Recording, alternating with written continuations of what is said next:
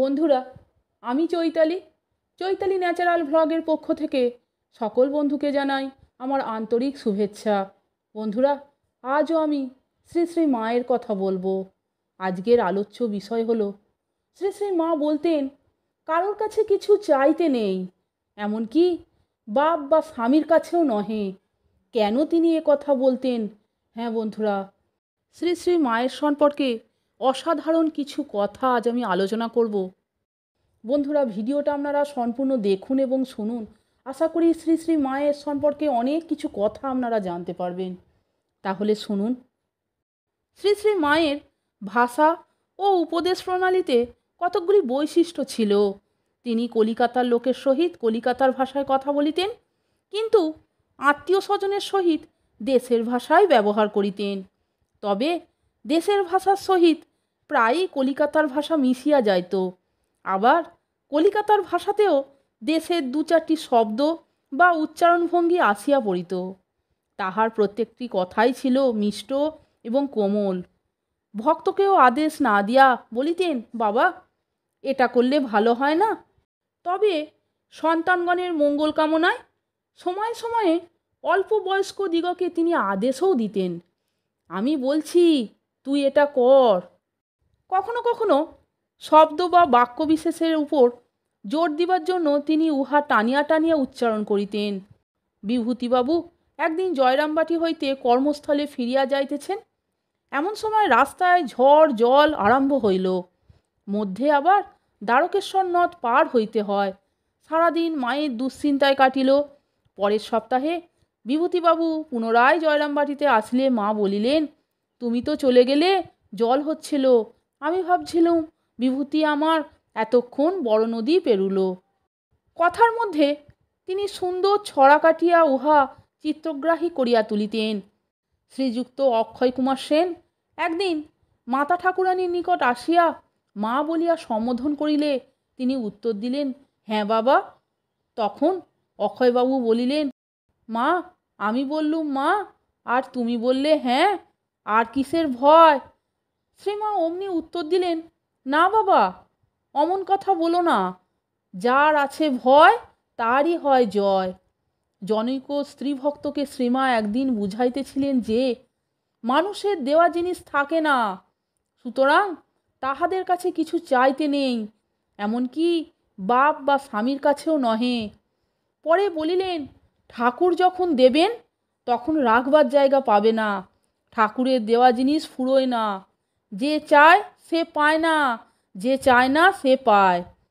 নিবেদিতার দেহত্যাগ প্রসঙ্গে তিনি একদিন বলিয়াছিলেন, যে হয় সুপ্রাণী তার জন্য কাঁদে মহাপ্রাণী, অন্তরাত্মা।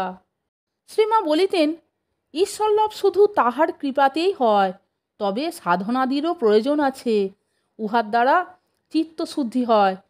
এই কথা বুঝাইতে গিয়া মা বলিলেন, শুধু তার কৃপাতে হয়, তবে ধ্যান জপ করতে হয়, তাতে মনের ময়লা কাটে।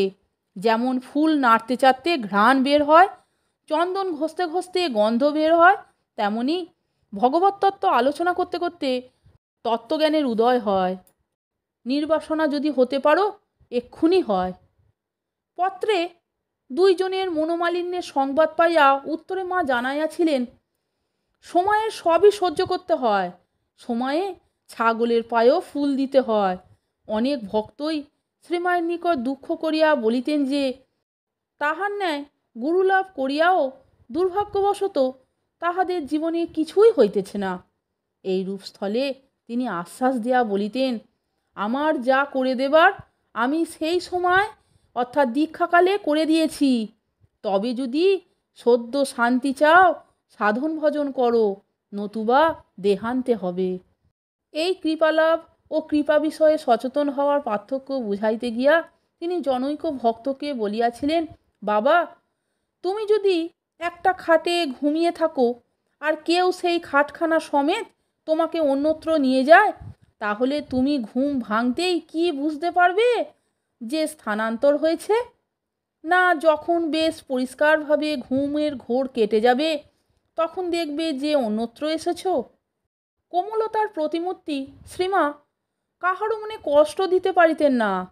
আর তাহার স্বভাবেই এই ছিল যে অপরে যেখানে দোষটুকুই বাড়িয়া তুলিত, তিনি সেখানে এতটুকু গুণ দেখিতে পাইলে উহারই প্রশংসায় শতমুখ হইতেন। তাই ভক্তের উপর সর্বদা তাহার আশীর্বাদই বর্ষিত হইত। জনৈক ভক্ত একদিন কতকগুলো আম আনিয়া কলিকাতায় মায়ের বাড়িতে আনিলেন। অগ্রভাগ খাইলে দেবতার ভোগে দেওয়া চলে না জানিয়া তিনি দোকানির কথায় বিশ্বাস করিয়া চাখিয়া দেখেন নাই। মধ্যাহ্ন ভোগের পর সকলে প্রসাদ পাইতে বসিলে টক বলিয়া কেহ মুখে দিতে পারিলেন না। মা কিন্তু একটি আম খাইয়া বলিলেন, না, এ বেশ টক আম। মা একটু টক পছন্দ করিলেও বর্তমান ক্ষেত্রে ওইরূপ বলার উহাই একমাত্র কারণ ছিল না। প্রকৃত কারণ ছিল ভক্তের মান রক্ষা করা। অন্য স্থলেও দেখা যাইত যে ভক্তের আনিত মিষ্ট ইত্যাদি খারাপ হইলেও মা উহার দু একটি মুখে দিতেন। ভক্তদিগকে তিনি মুক্ত হস্তে দান করিতেন। তাহার জন্য যে জলখাবার প্রসাদ রাখা হইত, তাহা ভক্তদিগকে দিতে দিতে অনেক সময় নিজের জন্য কিছুই থাকিত না। আবার তিনি স্বয়ং প্রসাদ ভাগ করিতে বসিলে নিজে প্রত্যহ যে মিছরির পানাটুকু খাইতেন, তাহাও নিঃশেষ হইয়া যাইত বা অল্পই অবশিষ্ট থাকিত। তাহলে বন্ধুরা, ভিডিওটা আপনারা সম্পূর্ণ দেখলেন তো এবং শুনলেন তো শ্রী শ্রী মায়ের কথা। শ্রী শ্রী মায়ের এই অসাধারণ কথাগুলি শুনলে সত্যি আমাদের অন্তরের ভেতরে শান্তি পাই, আমরা মনে আনন্দ পাই। বন্ধুরা, ভিডিওটা যদি আপনাদের ভালো লাগে তাহলে একটা লাইক, কমেন্টস এবং আমার চ্যানেলটিকে সাবস্ক্রাইব করে আমার পাশে থাকবার অনুরোধ করলাম। এই রকম আরও অনেক ভিডিও পেতে বন্ধুরা প্লিজ আমার চ্যানেলের ভিডিওগুলো আপনারা একটু দেখুন। ভালো লাগলে বন্ধুদের মধ্যে শেয়ার করে দেবেন।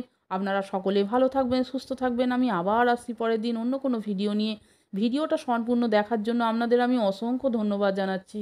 জয় শ্রী শ্রী ঠাকুরের জয়, জয় শ্রী শ্রী মা, জয় মা শারদা, জয় মা জগদ্দম্বা, জয় মা জগজ্জননী, জয় গুরু, জয় গুরু, জয় গুরু।